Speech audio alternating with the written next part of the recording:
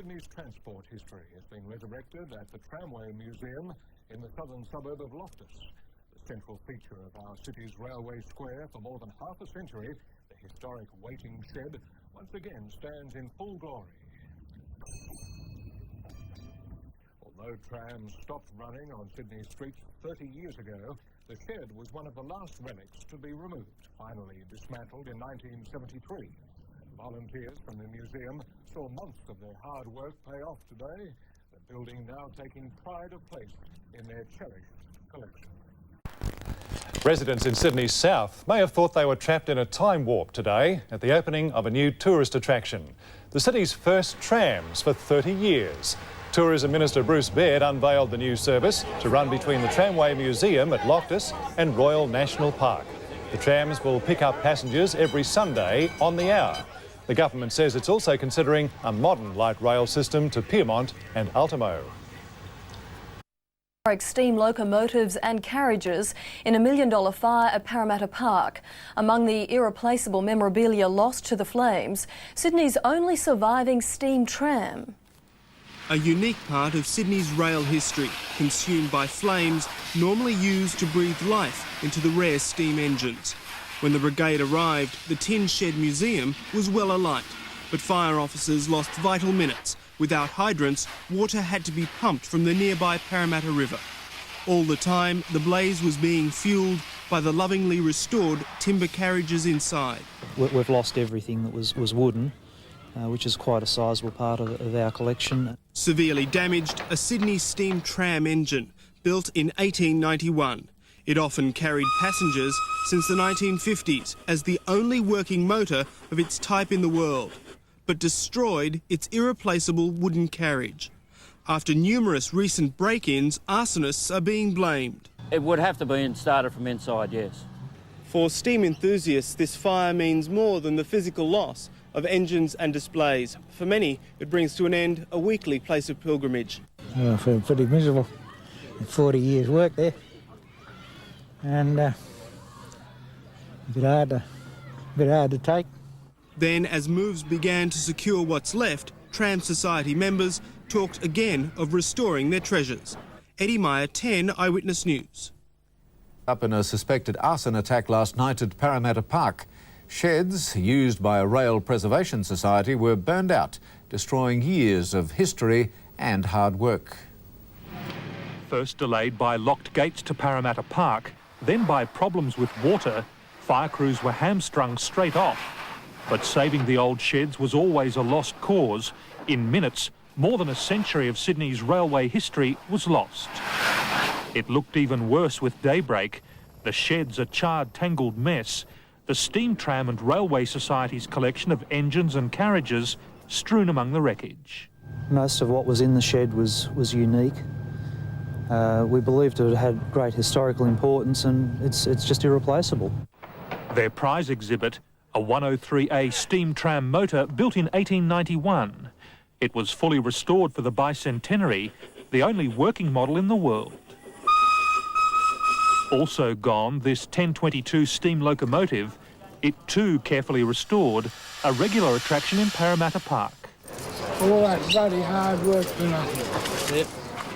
It summed up the mood for many members of the society, the possibility of vandalism fueling their anger. Even with a repair bill of more than $1 million, the society won't shut up shop. Some old-timers are convinced the engines can be fixed. And we hope to put the cabs back on them and throw a fire into them and drive them away. Russell Bishop, National 9 News. They're steam trams. Enthusiasts say some century-old pieces were irreplaceable. This ramshackle shed and its rare contents were doomed when firemen discovered there were no hydrants in Parramatta Park and they'd have to pump water from the Parramatta River. Members of the Steam Society who turned up to watch knew their labour of love was lost. Daylight provided the heartbreaking confirmation. Getting down here, it's basically a worst case. I don't think it could have been any worse than it has been. This was the centrepiece of the collection.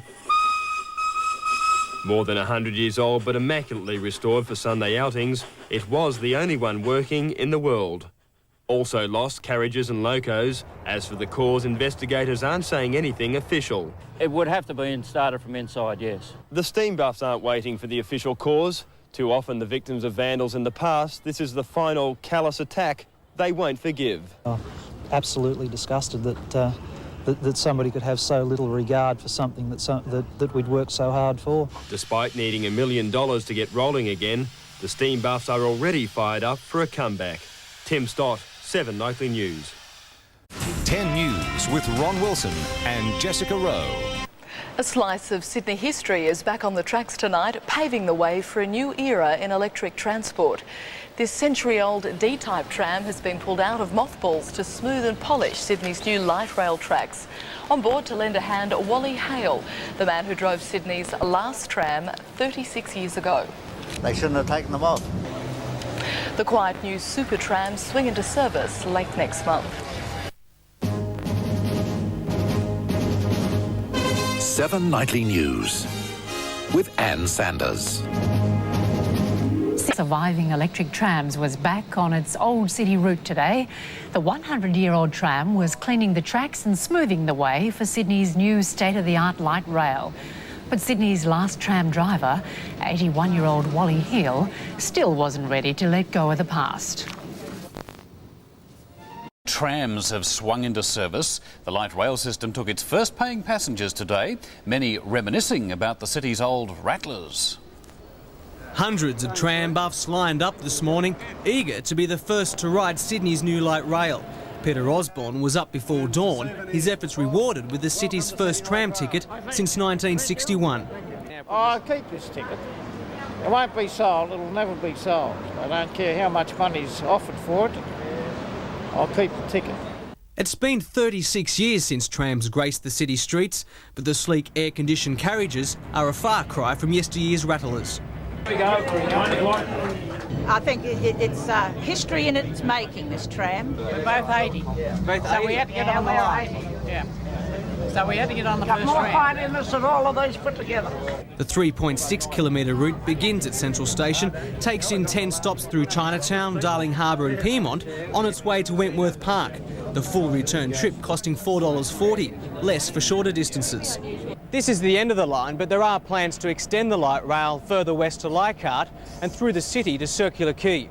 Running north along Pitt and returning along Castle Racetrack. We think this would provide a tremendous boon to the City of Sydney. But with the new trams come new fines for motorists and pedestrians caught blocking the lines. For the next 3 weeks, a limited service will run from 9 to 5, with the full timetable rolling in at the end of the month. Andrew Kirk, 10 News. Their return to the streets of Sydney after an absence of 36 years. The service runs for just 3.5 kilometres between Central Station and Wentworth Park, but it's part of a dream to once again make trams a vital part of our city. Nostalgia drew an early crowd. I've been here since 7 o'clock this morning. John Osborne worked the trams in the golden days. We just need to press zone 3. This morning, he was first aboard. Where do I go now? In the early 60s, society was in love with the motor car. The rattlers were just too old, too outdated. Now everything old is new again. Cars are choking the city, and light rail is the darling of urban planning. An echo of days gone by. The carriages are now called compartments, and they're very modern and very quiet. It's a great day for Sydney. It's history in the making. It's very significant. I think it'll revolutionise Sydney. Most rode for the memories. For others, it was a whole new ride. But it's no tourist gimmick. The Pyrmont Peninsula is now home to 20,000 residents and 55,000 workers. This transport system's designed to ensure that the roads don't become overloaded. Confident it will be a success, there's already plans to extend the line through the city and inner west. Greenies greeted the first service, shouting praise, not protest. 3 cheers, hip hooray! But will passengers do as the operators hope and call it light rail? Trams have got a very dear place in the heart, and I think people will call it a tram. Michael Usher, National 9 News. Yeah, it's lovely. It's enough to make an old tram conductor proud. Oh, fabulous. It's brought back a lot of memories to me. When the whole system's operating in 3 weeks, they'll run at least every 10 minutes between Central Station and Wentworth Park. The return trip's $4.40. In 2 years, the trams could be running down to Circular Quay. It's hoped they'll become as much a part of Sydney life as the old rattlers. By Christmas, 20,000 people are expected to be climbing aboard every day. Natalie Barr, 7 Nightly News. Of post-war life in the state, Sydney Trams. 36 years after the last one rolled along Sydney's streets, they're back. An inaugural run from Central Railway Station to Wentworth Park went off this morning with only minor hitches and a touch of nostalgia. The sound is authentic. So's the place. Here at Central Railway Station they used to run, and many people can remember. Oh, it's exciting. I'm so excited. I really am. Not so exciting for those trying these new-fangled ticketing machines. You pressed the wrong one. In the old days, they had conductors. Some were on board, right up till 1961, when the last one disappeared from Sydney streets, a time many still regret. I should never have gone in the first place. And so, back to the future. Well, if you're of slightly maturing years, or you've been to Melbourne, San Francisco, or even East Berlin in the dark days, you'll know what this is. If not, a new vehicle and a new word, tram. My husband drove for about 15 years, I suppose, and I always got a tram to work. Tuppence it used to cost me to get from Kingsford to Botany. Today, the trams don't go anywhere near that far. From Central, just 3.6 kilometres to Wentworth Park. You could walk the distance in a bit over half an hour, and tuppence a day? No, $4.40 return. It's too expensive. $4.40 for the full trip. I'm a Melburnian. For $4.40, we get use of the system all day. Maybe, but at least it's something Melbourne won't steal from Sydney.